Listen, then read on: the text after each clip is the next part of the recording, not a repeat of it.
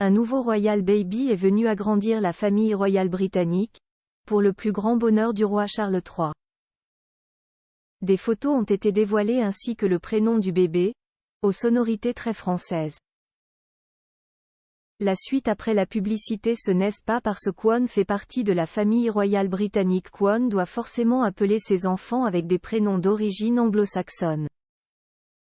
C'est le credo qu'a choisi Tatiana Mountbatten, fille d'un cousin du roi Charles III. La jeune femme de 33 ans a donné naissance à son premier enfant, une petite fille issue de son mariage avec l'homme d'affaires britannique, Alexander Drew.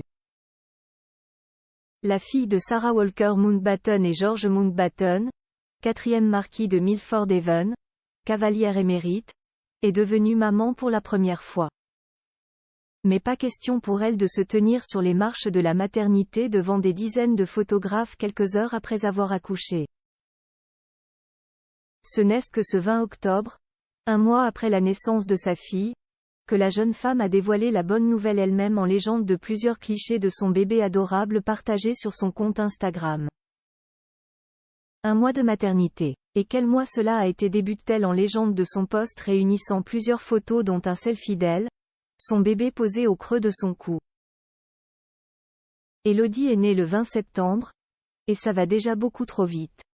C'est donc un prénom bien français que les parents ont choisi pour leur baby girl. Une jolie nouvelle qui a fait le bonheur de nombreux abonnés dans les commentaires, conquis par cette nouvelle arrivée au sein de la famille. Un papa invisible mais bien présent sur la plupart des clichés partagés par la jeune maman, impossible de déceler la moindre présence d'un papa aux côtés de bébé et de Tatiana.